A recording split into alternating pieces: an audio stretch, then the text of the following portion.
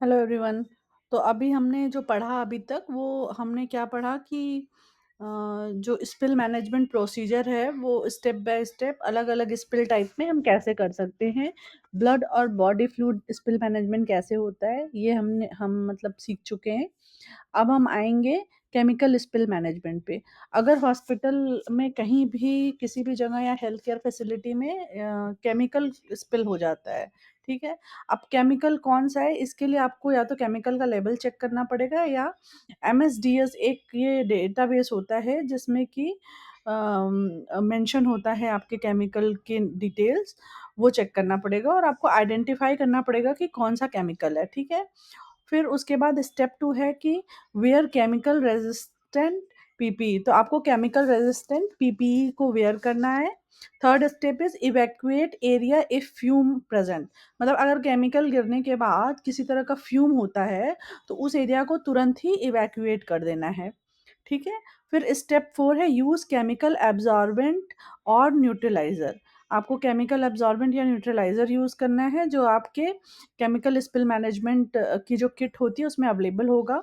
उसके बाद स्टेप 5 आपको यूज़ करना है collect residue with a scoop, आपको हैंड से नहीं बल्कि स्कूप को यूज़ करके रेसिड्यू को कलेक्ट करना है and dispose in designated container, ठीक है? अब डेज़िग्नेटेड कंटेनर क्या है? That yellow bin, okay? Then ventilate the area, मतलब आपको खिड़की और दरवाजे ओपन कर देने हैं ताकि वेंटिलेशन हो जाए उस एरिया में। And then you have to report to engineering and hospital infection control team.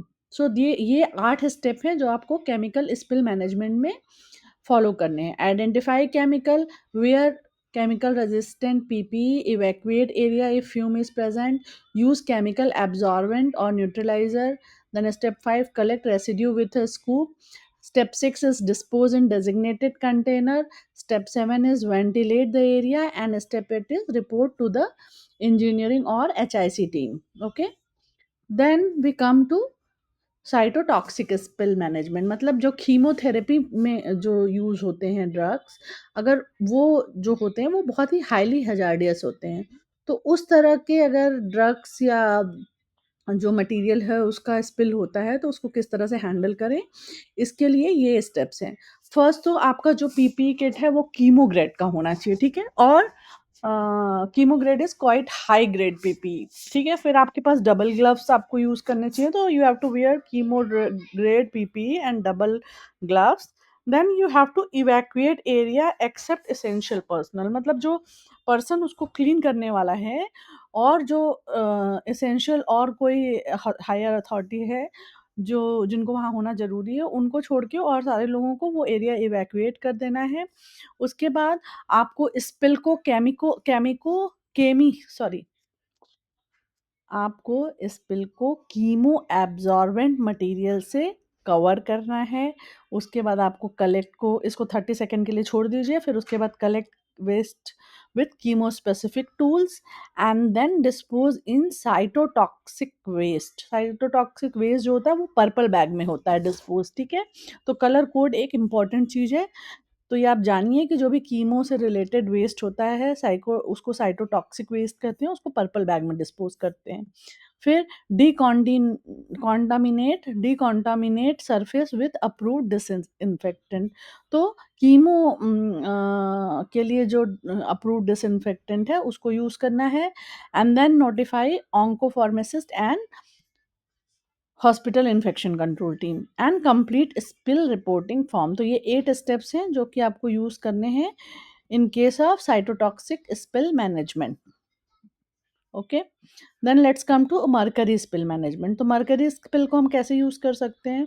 आपको मरकरी स्पिल को क्लीन करने के लिए कभी भी ब्रूम या वैक्यूम क्लीनर नहीं यूज़ करना है। Do not use a broom और वैक्यूम क्लीनर।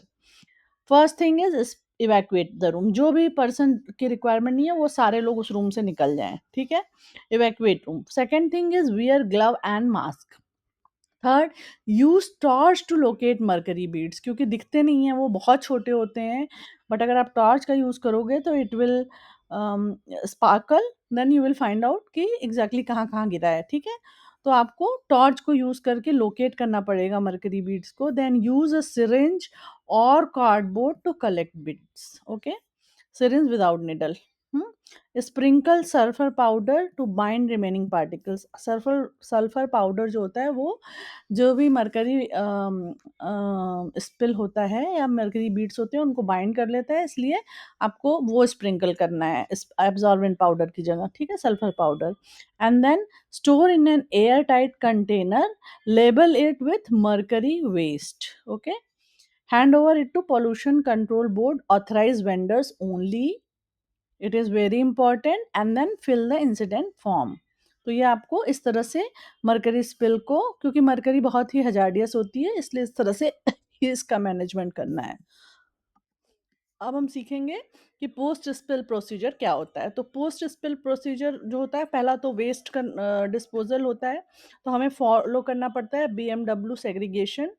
येलो बैग में हमें बायो हजार्ड वेस्ट डालना होता है। ब्लैक एंड ब्लू कंटेनर में केमिकल स्पिल का जो वेस्ट है वो डालना होता है। पर्पल कंटेनर में साइटोटॉक्सिक, और अगर मरकरी है तो हजार्डियस कलेक्शन बॉटल में, जिसको आप लेबल करेंगे मरकरी वेस्ट से, ठीक है?